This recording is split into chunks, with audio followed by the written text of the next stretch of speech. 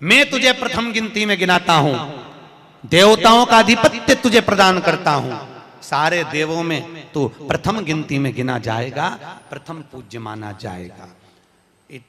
बस शंकर भगवान ने वर दिया, थोड़ी देर बाद कार्तिकेय महाराज आ गए।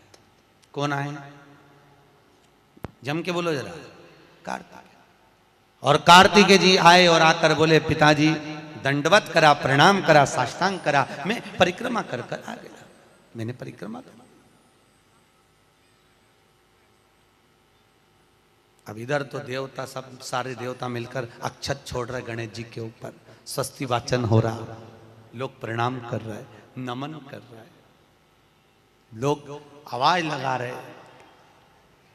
श्री गणेश जी महाराज की। अब सारी दुनिया में आवाज लग रही गणेश जी। तो कार्तिकेय ने पूछा, माँ ये गणेश जी का जय घोष क्यों हो रहा है? गणेश जी के जयकारे क्यों हो रहे हैं? गणेश जी के लिए इतना जय घोष? तो माता पार्वती ने भगवान शंकर के शब्दों को कार्तिकेय को सुनाया। कार्तिकेय रो पड़े, माँ मैं परिक्रमा कर कर आया, गणेश जी ने केवल आपकी परिक्रमा लगा ली, आपने उसको प्रथम गिनती में मान लिया। माँ उसने बुद्धि का परिचय दिया और मैंने कर्म का परिचय दिया। बुद्धि का परिचय, कर्म का परिचय।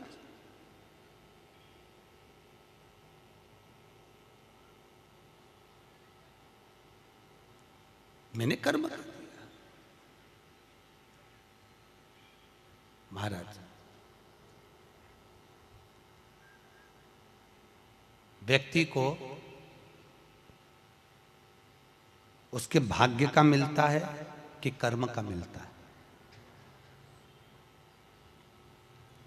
जल्दी बोलो। कर्म का। आपका क्या विचार है? ये लोग तो बहुत दूर बैठे हैं, इसलिए इनसे पूछ ही नहीं रही हूं। व्यक्ति को उसके भाग्य का मिलता है कि कर्म का मिलता है? पुरुषों से भी पूछने का मन है मेरा, भाऊ बोलो तो सही, कि उसके कर्म का मिलेगा कि भाग्य का मिलेगा? है दोनों का मिलेगा। मेरी माताएं जीजियां बिल्कुल सही कह रही है, दोनों का ही चाहिए। काय का? भाग्य का और कर्म का, ये दो हैं।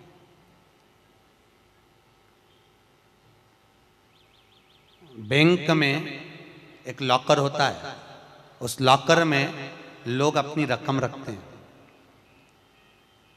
बोलो तो सही है गलत? रखते हैं कि नहीं रखते? अपनी चेन, अंगूठी, मोबाइल, पर्स सब लॉकर के अंदर रखते हैं। बैंक में लॉकर होता है, लॉकर में रखने के बाद में लॉकर की दो चाबी होती है। कितनी चाबी लॉकर की? दो। एक चाबी तुम्हारे पास, एक चाबी मैनेजर के पास। तुम्हारी चाबी कितनी भी लगा लो, जब तक मैनेजर की चाबी नहीं लगेगी तब तक वो लॉकर, अरे बोलो जम के, नहीं खुलेगी। और बैंक का मैनेजर कितनी भी चाबी लगा ले, लॉकर खुलेगा क्या? नहीं, तुम्हारी चाबी लगना जरूरी है। उसी तरह तुम्हारी चाबी है कर्म की चाबी, तुम कितनी भी घुमा लो पर वो ताला नहीं खुल सकता जब तक मैनेजर मेरा शंकर अपनी भाग्य की चाबी घुमा कर नहीं जाए। इसलिए तुम कर्म करो, भाग्य की चाबी मेरा भोलेनाथ घुमाएगा, और कब क्या दे जाए तुम्हें मालूम ही नहीं पड़ पाएगा। इसलिए चाबी दोनों होना चाहिए, एक भाग्य की, एक कर्म की। दो चाबी होंगी, लॉकर खुलेगा। अगर एक चाबी लगी तो लॉकर नहीं खुलेगा। गणेश जी महाराज को भगवान कार्तिकेय महाराज बोल रहे हैं, माँ मैं कर्म करने गया था, मैं परिक्रमा करने गया था, और यहाँ गणेश जी महाराज को तुमने प्रथम गिनती में बना दिया। माँ ये क्या हुआ? माता पार्वती को गुस्सा तो बहुत आया, क्रोध भी आया। माँ पार्वती की आंख में अश्रु भी भर गए महाराज, आंसू है माता पार्वती के नयन, अश्रु।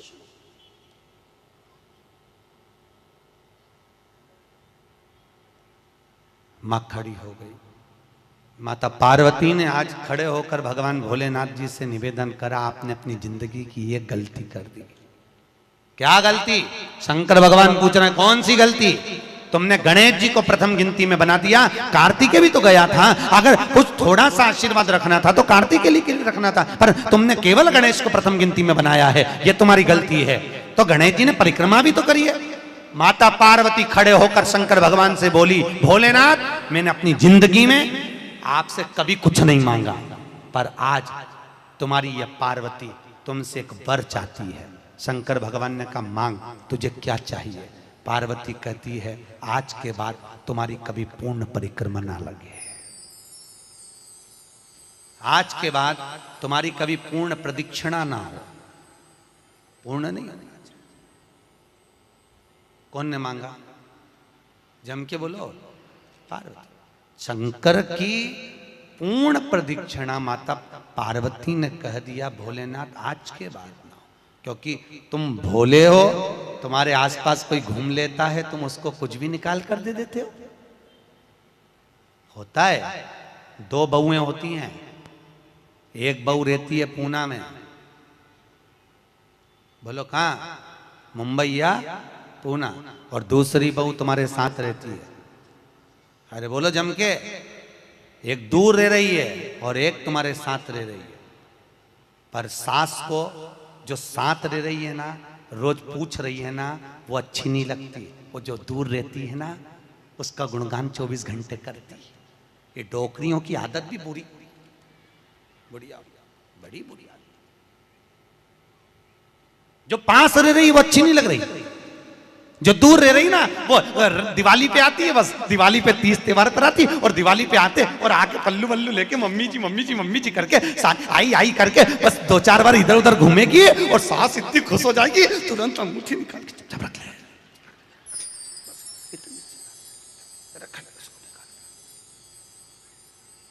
जो तुम्हारे पास में है वो बुरी लग रही है, वो चाय दे रही है, दूध दे रही है, बस बोलने में कभी कभी बोल देती है। अब बहुएं हैं बेचारी, हो जाता है।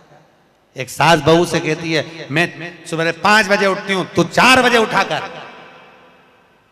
अब वो झगड़ा करते करते हमारे पास आ गए और हमारे पास आके बोली, गुरुजी ये मेरी सास मुझे परेशान करे। मैंने बोला, तेरी सास को क्या बोल रही है? तो क्या मैं 5 बजे उठूं तो बहू 4 बजे उठना चाहिए।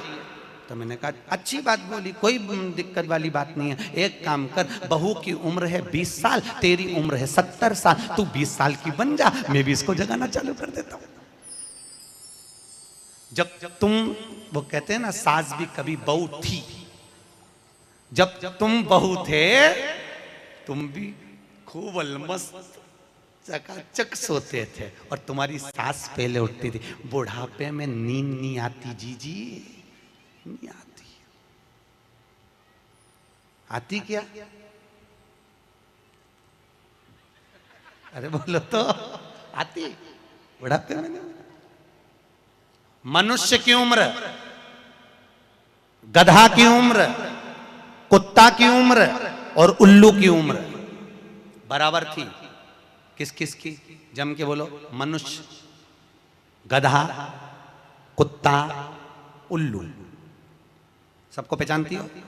ठीक है, सबकी उम्र बराबर है, 40-40 साल। मनुष्य पहले 40 साल का था, गधा 40 साल का था, कुत्ता 40 साल का था, उल्लू 40 साल का था। सबकी उम्र लेवल में बिल्कुल बराबर थी। भगवान क्या देर अंधेर कुछ ये ऊंचा नीचा लेवल अपने यहाँ चले, भगवान क्या नहीं चले। भगवान ने सबकी उम्र 40-40 साल रखी, सबकी उम्र 40। एक दिन गधा भगवान के पास में आया और गधे ने भगवान से आकर कहा, अरे भोलेनाथ। भगवान शंकर ने पूछा, क्या हो गया? महाराज, हमारी उम्र 40 साल की दे दी, हम लोगों का बोझा ढोते रहे, लोगों का वजन ढोते रहे, महाराज हमारी उम्र बिल्कुल आधी कर दो, बिल्कुल आधी, हमें इतनी लंबी उम्र नहीं चाहिए। भगवान ने कहा, ठीक है गधा, आज से तू 20 साल का। गधा कितने साल का हो गया? अरे जम के बोलो, 20 साल का। थोड़ी देर बाद मनुष्य, आवाज सेट करो, मनुष्य, इको खत्म हो गया, डिले नहीं आ रहा, मनुष्य। और थोड़ी देर बाद में मनुष्य भगवान के पास पहुंचा। भोलेनाथ आगे वापस आ गया, मनुष्य पहुंचा और भगवान के पास जाकर बोला, भोलेनाथ। भगवान शंकर ने पूछा, अब तुझे क्या हो गया? भोलेनाथ, 40 में मेरा क्या होगा प्रभु? भगवान ने कहा, गधे की बच्ची है, कितने साल बचे हैं? 20। मनुष्य कहा दे दो प्रभु, भगवान ने कल ले जा। कितने का हो गया? जम के बोलो 60 का। थोड़ी देर बाद कुत्ता आ गया।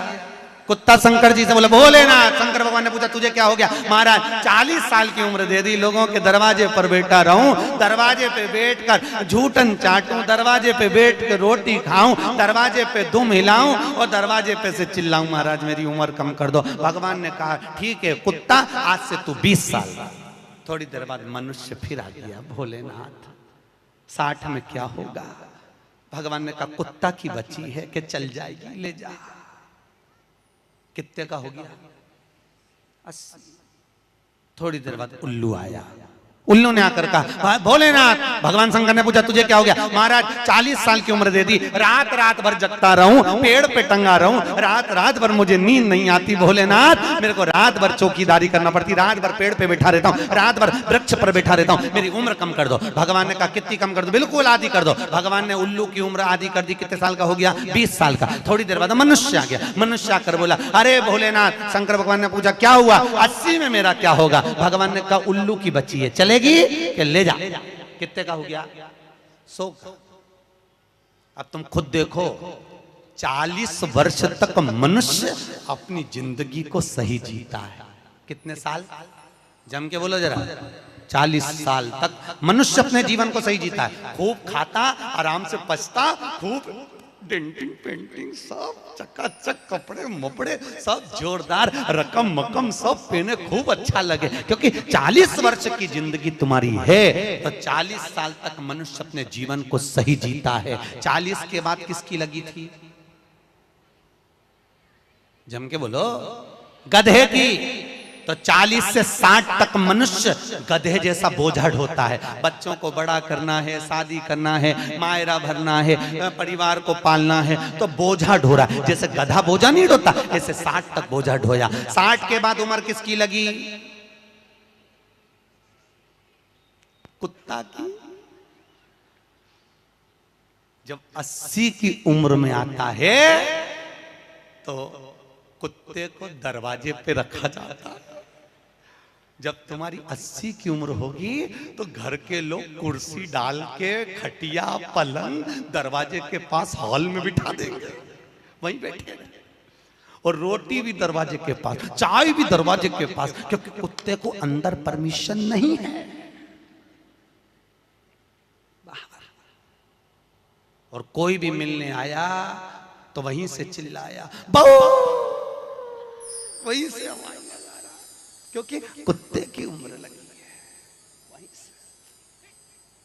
वहीं से अब कुत्ते के बाद में 80 के बाद 80 से 100 उल्लू की। डॉक्टर साहब क्या गई? डॉक्टर साहब मुझे रात में नींद नहीं आती। डॉक्टर साहब ने टेबलेट दे दी, नींद की गोली दे दी, डॉक्टर साहब ने इंजेक्शन लगा दिया। कितने भी अच्छे अच्छे डॉक्टर को दिखा लेना, पर 80 से 100 साल की जब उम्र होगी डॉक्टर को क्या मालूम कि किसकी लग गई। शिव महापुराण कहती है 80 से 100 में कितनी भी दवाई खाओ, कितने भी इंजेक्शन लगवाओ, पर रात्रि को नींद नहीं आएगी। गोली खा भी लोगे तो रात के 1:30-2 बजे तक चकाचक सोएगी, 2 बजे के बाद उल्लू जैसी बैठी रहेगी। 2 बजे के बाद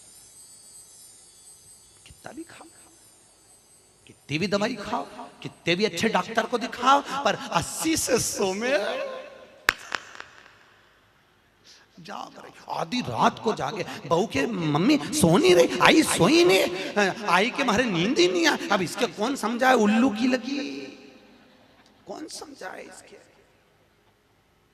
80 से 100। अपन तो सब कथा छोड़ो, अपन अपनी कथा पे आओ। चलो महाराज, तो जो बहुत दूर रहती है ना वो अच्छी लगती है, जो पास में रह रही दूर के ढोल सुहावन, ठीक नहीं है, श्रेष्ठ नहीं है। भागवत ज्ञान गंगा यज्ञ समिति वालों, काय श्रेणी की कथा 10-15 मिनट ज्यादा हो जाए तो कोई दिक्कत तो ना है? हाँ, क्या विचार है तुम्हारा? नहीं, अगर खाना हो तो मैं तुम अक्षतम किस्म कर दूं, मारे कहीं मिर्ची का ठेसा तैयार, अपने कहीं कर। आमठी न चावल। आज तो खूब चक निपटा। अगला प्रश्न है, तो ये प्रदक्षिणा का प्रश्न है। अगला प्रश्न, शिवलिंग की पूजा करने के लिए शिवलिंग को घर में कहां रखें? जहां तुम्हारी मर्जी हो। अब ये तो भगवान शंकर को पूजा घर में रखो ना, जहां पूजन होती है, जहां देवता बैठे हुए वहां रखो।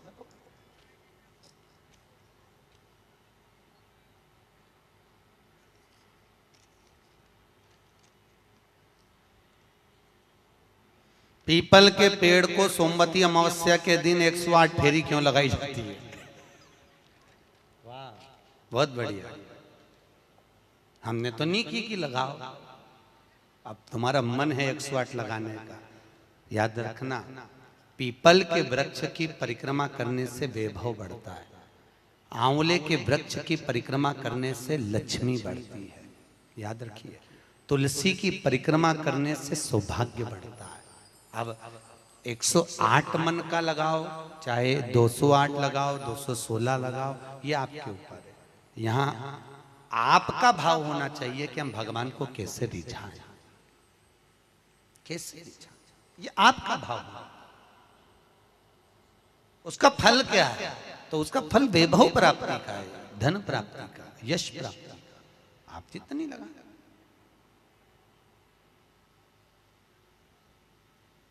ऋषभदेव जी के पुत्र श्री भरत जी महाराज अपनी योनि से छूटे तो हिरण की योनि में गए। हिरण की योनि पाने के बाद श्री ऋषभदेव जी के पुत्र जो भरत जी थे, हिरण की योनि में आने के बाद में, हिरण की योनि पाने के बाद भरत जी को लगा कि मैं इस हिरण की योनि में पड़ गया हूं, इससे मुक्ति कैसे मिलेगी? तो हिरण की योनि में आने के बाद भरत जी महाराज पीपल के वृक्ष के नीचे जो संत बैठे हुए थे, उनकी 108 परिक्रमा करते थे हिरण की योनि में। तो हिरण की योनि के 108 परिक्रमा कर रहे थे। उस दिन थी सोमवती अमावस्या का दिन, जिस दिन हिरण की योनि से परिक्रमा करते करते भरत जी महाराज छूट गए थे और वापिस मनुष्य की योनि में आ गए थे। ये 108 परिक्रमा का फल है। ऋषभ जी के पुत्र हिरण की योनि से छूटकर परमात्मा की भक्ति को, मनुष्य देह मिल गई। शायद हो सकता है हम मानव की देह में हैं और मनुष्य की देह में आकर अगर हम भगवान की 108 परिक्रमा लगाते हैं, हम भगवान का भजन करते हैं, 108 परिक्रमा के अंतर्गत हम डूबे रहते हैं, तो हो सकता है मनुष्य की योनि से छूटकर हम देव योनि में चले जाए, भगवान की परास प्राप्त हो जाए। मां तो शास्त्र कह रहा है, अंजना माता गौतम बाबा से कहने पर शंकर की आराधना कर रही है। और आराधना करी माता अंजना ने, शिव जी की आराधना करी, शंकर की जब आराधना करी, शंकर का अभिषेक करा, भगवान भूत भावन प्रसन्न हो गए और शंकर भगवान ने उसी समय माता अंजना को वर प्रदान करा, तो चिंता मत कर, तेरे घर में पुत्र होगा। पुत्र, तू क्यों चिंता कर? भगवान शंकर जब भी देते हैं छप्पर फाड़ के देते हैं। भगवान कृष्ण के यहाँ कितने बच्चे दिए? 1,77,086। अब अंजना माता के यहाँ भगवान संतान दे रहा है। भगवान अंजना माता के यहाँ हनुमान जी महाराज कितने भाई थे? माता अंजना के गर्भ से जो संतान हुई थी, हनुमान जी महाराज सगे भाई कितने थे? हनुमान जी कितने भाई? अरे बोलो तो सही, हनुमान जी भाई कितने हैं? सगे भाई कितने हैं हनुमान जी महाराज? तो अंजना माता ने जब भगवान शिव की आराधना करी, शंकर की जब आराधना करी, तब भगवान शंकर प्रसन्न हुए। समय बीता, माता अंजना के गर्भ में भगवान शंकर के तेज पुंज को पवन देव ने ले जाकर माता अंजना के गर्भ में स्थापित करा। स्थापित करने के बाद पूर्णिमा के दिन, चैत्री पूर्णिमा के दिन, भगवान अंजना माता के गर्भ से शंकर का ही एक अवतार श्री हनुमान जी महाराज प्रकट हुए हैं। महाराज श्री हनुमान जी महाराज की। हनुमान जी सगे भाई हैं 6। कितने भाई हैं? 6 सगे भाई। सबसे पहले नंबर हनुमान, फिर गतिमान, केतुमान, धृतिमान, यतिमान, ऐसे हनुमान जी महाराज के 6 भाइयों का क्रम वर्णन किया गया। कितने भाई हैं? 6। हनुमान जी महाराज का एक भाई है जिसका नाम है गतिमान। क्या नाम है? गतिमान। और जिसके यहां पर फैक्ट्री हो, किसी भी तरह की फैक्ट्री हो, चाहे वो नट बोल्ट की हो, पानी की हो, किसी भी तरह की फैक्ट्री हो, अगर फैक्ट्री में जरा सी भी तकलीफ आती है तो हनुमान जी महाराज के उल्टा पांव, लेफ्ट पांव के नीचे का सिंदूर लाकर गतिमान का नाम लेकर अगर फैक्ट्री पर स्वस्तिक बना दिया जाता है तो वो फैक्ट्री धड़ाके से चलना चालू हो जाती है, कभी खराब नहीं होती, कभी परेशान नहीं करती। महाराज गतिमान, हनुमान जी के 3रे नंबर का भाई गतिमान का नाम है। ये जो राजनेता होते हैं ना, जब चुनाव लड़ने के लिए जाते हैं और उन्हें विजय प्राप्त करना है तो विजय पाने के लिए वो एक ही काम करते हैं। हनुमान जी के 3रे नंबर का भाई गतिमान, उस गतिमान के नाम से जो व्यक्ति युद्ध करने के लिए जा रहा है या विजय पाने के लिए जा रहा है, अपने बराबर का लच्छा, लच्छा जानते हो, नाड़ा, मोली, उसको नाप कर गतिमान के नाम से लपेट कर हनुमान जी के मंदिर में रख देता है और उस मोली को फिर अपने हाथ पर बांध लेता है तो वो हार नहीं सकता, विजय ही प्राप्त करेगा। गतिमान का इतना प्रभाव है, चाहे कुछ भी। गतिमान, गतिमान है वो, नीचे नहीं गिरने, उसकी प्रखरता। गतिमान श्री हनुमान जी महाराज का प्रागट्य हुआ। अंजना माता के गर्भ से श्री हनुमान जी महाराज प्रकट हुए। पवन तनय संकट हरन मंगल मूर्त रूप, राम लखन सीता सहित हृदय बसौ सुर भूप। श्री हनुमान जी महाराज प्रकट हुए। देवताओं ने पुष्पों की वृष्टि करी, गंधर्व गान करे, अप्सरा नृत्य करी, चारों तरफ सुख समाहित हुआ। श्री हनुमान जी महाराज की, हनुमान जी महाराज प्रकट हुए। प्रबल रावण को मारने में सबसे ज्यादा सहयोग किसने करा था? अरे जम के तो बोलो, हनुमान जी। पूरी पृथ्वी पर सबसे ज्यादा मंदिर किसके हैं? बोलो तो हनुमान के। अपने करमाला में तुम गिनना, अगली बार आऊंगा तो पूछूंगा। अगर अगली बार भागवत ज्ञान गंगा यज्ञ समिति ने मान लो बुलाया तो पूछूंगा आपसे आके कि करमाला में कितने हनुमान जी के मंदिर हैं और राम जी के मंदिर कितने हैं। राम जी के मंदिर अगर 5 होंगे तो हनुमान जी के मंदिर 20 होंगे। हर जगह पर हनुमान मिल जाएंगे, हर जगह, कहीं पीपल के नीचे, कहीं कहीं बैठे हुए, कहीं कहीं बैठे, हनुमान ही हनुमान, ढेर सारे हनुमान। हनुमान, आखिर हनुमान जी के मंदिर ज्यादा, राम जी के मंदिर कम क्यों? नहीं तो राम के मंदिर ज्यादा होना चाहिए, हनुमान के मंदिर कम होना चाहिए। पर हनुमान के मंदिर ज्यादा इसलिए हुए क्योंकि हनुमान जी ने राम जी की इतनी सेवा करी, इतनी सेवा करी कि भारत की भूमि पर सेवा पुजा गई, इसलिए हनुमान जी के मंदिर ही मंदिर बन गए। मंदिर तुम्हारे भी बन सकते हैं अगर तुम सही से माता पिता की सेवा करो तो। मंदिर बनने में देरी नहीं लगी, तुम करो तो मंदिर बन जाए। रावण को मारने में सबसे ज्यादा सहयोग किसका था? अरे बोलो जम के, हनुमान जी का।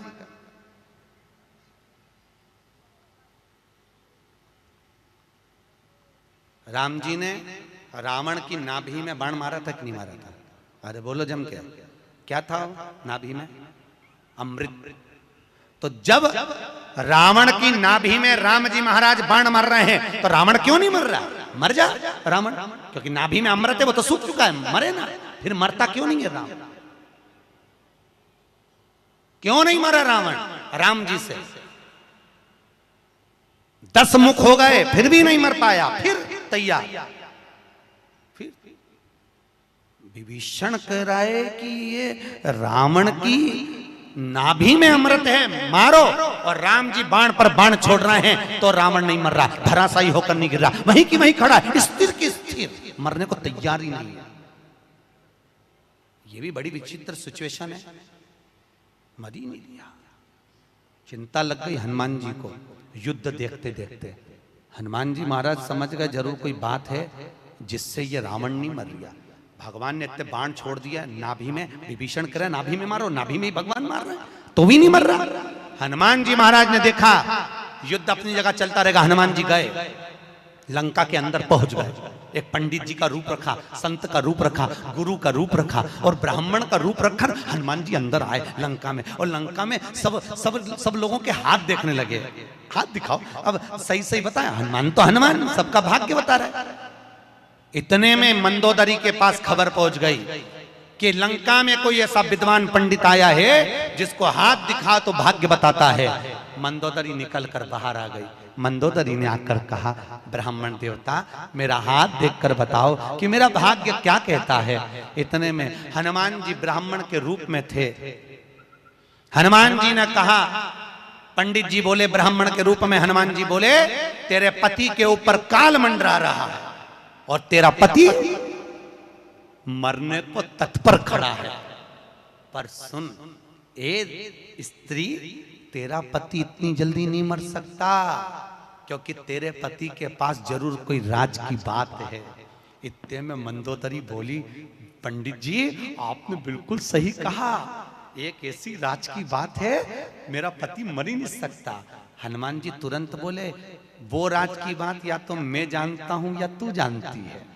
इतने में मंदोदरी बोली, पंडित जी बिल्कुल सही बात है, जब मेरे पति रावण ने तप करा था, ब्रह्मा जी से वर मांगा था, तो ब्रह्मा जी ने कहा मांग तुझे क्या चाहिए, तो रावण ने कहा कि मैं अमर हो जाऊं, तो ब्रह्मा जी ने कहा ऐसा नहीं हो सकता, तो रावण ने कहा मेरी नाभि में अमृत दे दो, रावण को अमृत दे दिया। तब रावण ने कहा इतने में संतुष्टि नहीं होगी, एक बार और दीजिए, मुझे एक ऐसा बाण दो जिस बाण के लगने से नाभि में अमृत सूखे और मैं मरूं।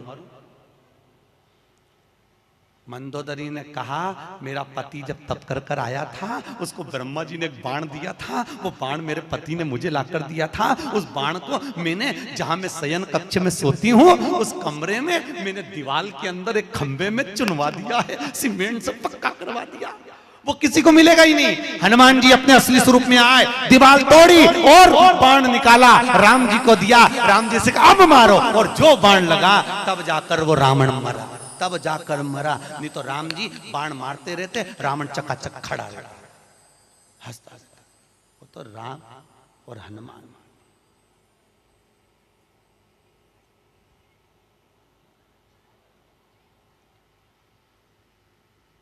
रावण न मरेगा मेरे राम के बिना, और राम न मिलेंगे हनुमान के बिना।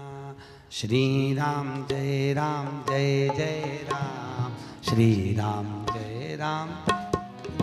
भगवान राम जी महाराज आनंद में विराजमान महाराज, इसलिए भगवत भजन का स्मरण है, भगवत नाम का श्री हनुमान महाराज। पवन तनय संकट हरन, मंगल मूर्ति रूप, राम लखन सीता सहित हृदय बसौ सुर। भगवान श्री हनुमान जी महाराज सहज नहीं, हनुमान जी महाराज आनंद में स्थापित हुए, विराजमान हुए। कुछ समय बीतता है महाराज, और उस समय की अनुकूलता में भगवान तुमरुका जी चंचुला देवी को भगवान शंकर के नंदन वन भ्रमण की चर्चा करते हैं। भगवान शंकर माता पार्वती के साथ में काशी घूमने के लिए गए। माता पार्वती अकेली बैठी हुई थी, शंकर भगवान को जाना पड़ा कोई काम से। पार्वती जी बोली मैं अकेली क्या करूंगी भोलेनाथ। शंकर भगवान ने कहा पार्वती तेरे एकांत को मिटाने के लिए तू इस वृक्ष से, सामने अशोक का वृक्ष था, इस वृक्ष से जो मांगेगी वो तुझे मिल जाएगा। पार्वती जी ने अपने शोक को दूर करने के लिए, एकांत को दूर करने के लिए अशोक के वृक्ष से एक अशोक सुंदरी को प्रकट करा। शंकर भगवान की 6 नंबर की लड़की है अशोक सुंदरी। थोड़ा आवाज बढ़ाओ, रिटर्न की। अशोक सुंदरी भगवान शंकर के 6 नंबर की लड़की अशोक सुंदरी। अशोक सुंदरी प्रकट हुई। भगवान शिव ने आनंद स्थापित कराया। समय आया, आगे जो वर्णन आया भगवान भूत बामन भूतेश्वर भगवान शिव 12 ज्योतिर्लिंग की कथा का स्मरण कराते हैं। 12 ज्योतिर्लिंग की कथा यहाँ पर प्रारंभ होती है महाराज। 12 और 12 ज्योतिर्लिंग की कथा का स्मरण कराया।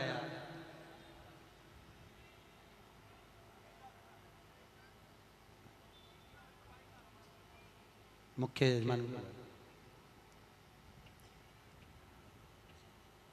यजमान श्रेणिक जी के पुत्र है ना, उनको बुला।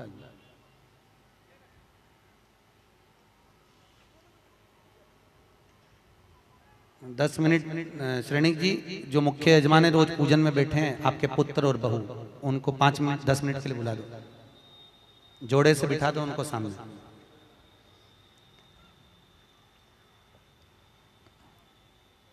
जोड़े से बिठा दो, कहीं पे भी यहीं सामने बिठा दो। भगवान 12 ज्योतिर्लिंग की कथा का स्मरण कराते हैं महाराज। श्री तुमरुका जी चंचुला देवी से कहते हैं, चंचुला ये 12 ज्योतिर्लिंग की कथा है जो अखंड सौभाग्य को देने वाली है, लक्ष्मी की वृद्धि करने वाली है, सुख समृद्धि देने वाली है, कार्य में उन्नति देने वाली है, उत्तम फल की प्राप्ति कराने वाली है, वंश की वृद्धि कराने वाली है और हर कार्य में सफलता प्रदान करने वाली 12 ज्योतिर्लिंग की कथा है महाराज। चंचुला देवी कहती है महाराज वो 12 ज्योतिर्लिंग की कथा हमें श्रवण कराएं। भगवान शंकर ने अपनी जटा में से बेलपत्र को निकालकर अपने हाथ में रखा है और हाथ में बेलपत्र लेकर भगवान शंकर 12 ज्योतिर्लिंग की कथा का रसस्वादन ग्रहण करते हैं। प्रथम एक बार चंद्रदेव को अपनी काया का अभिमान हुआ, काया के अभिमान से चंद्रदेव बड़े प्रखर हुए और अपनी केवल एक धर्मपत्नी रोहिणी पर ध्यान देते थे, बाकी की पत्नियों पर ध्यान नहीं दिया। सारी धर्मपत्नियों ने जाकर दक्ष प्रजापति से विनती करी। दक्ष ने चंद्रदेव को समझाया, चंद्रदेव तुम मान जाओ, अपनी काया का अहंकार ना करो। चंद्र मानने को तैयार नहीं, रोहिणी पर आसक्ति ज्यादा थी। एक दिन दक्ष प्रजापति ने श्राप दे दिया, अरे चंद्र मैंने अपनी इतनी बेटियां तुझे ब्याही और उसके बाद भी तू केवल एक कन्या पर ध्यान देता है, अपनी धर्मपत्नियों पर ध्यान नहीं दिया। मैं तुझे श्राप देता हूं, तेरा शरीर टपक टपक कर गिरे, तुझे क्षय रोग हो जाए। क्षय शरीर टपक टपक कर नीचे गिरने लगा महाराज। चंद्रदेव इधर उधर भटकते हुए देवऋषि नारद के पास पहुंचे। नारद जी महाराज अपनी मस्ती में भगवत भजन में लगे हुए थे महाराज। नारायण श्रीमन नारायण, नारायण श्रीमन नारायण, नारायण श्रीमन नारायण। गाइए, सब गाइए। नारायण श्रीमन नारायण, ओ नारायण श्रीमन नारायण, नारायण श्रीमन नारायण, नारायण श्रीमन नारायण, ओहो नारायण श्रीमन नारायण, नारायण श्रीमन नारायण, नारायण श्रीमन नारायण, नारायण श्रीमन नारायण, ओहो नारायण श्रीमन नारायण, नारायण श्रीमन नारायण, नारायण श्रीमन नारायण, नारायण श्रीमन नारायण, नारायण श्रीमन नारायण, हे नारायण श्रीमन नारायण, नारायण श्रीमन नारायण, नारायण श्रीमन नारायण, नारायण श्रीमन नारायण। श्री नारद जी महाराज मिले भगवान चंद्रदेव ने विनती करी, महाराज मुझे काया का रोग हो गया है, कृपा करो। भगवान चंद्र की विनती सुनकर देवऋषि नारद ने शंकर जी का पूजन का विधान बताया।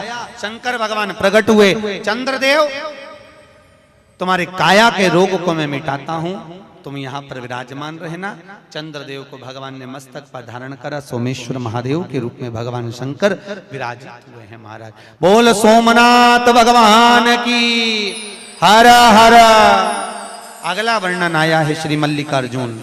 कार्तिकेय अपने माता पिता से रुष्ट होकर श्री शैलम पर जाकर बैठ गए, जहां बैठकर उन्होंने तप किया।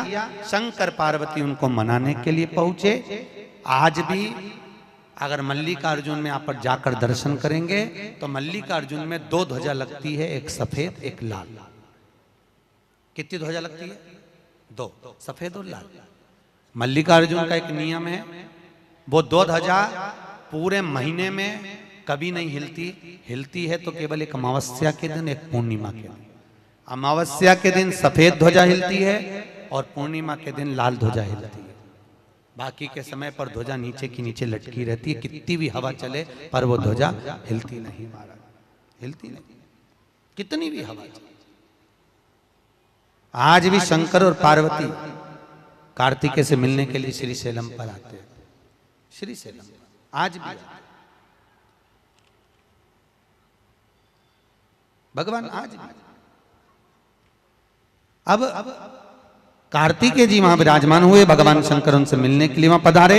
मल्लिकार्जुन के रूप में भगवान शिव विराजमान होते हैं। अगला वर्णन आया है महाकाल। दूषण नाम का राक्षस ब्राह्मणों के बच्चों को निचोड़कर उनका रक्त पीता था। भगवान को सब इन ब्राह्मणों ने पुकारा। शंकर भगवान ने कहा इस दूषण को वरे कि ये जब मरेगा इसका रक्त जहां गिरेगा उससे और भी दूषण उत्पन्न हो जाएंगे।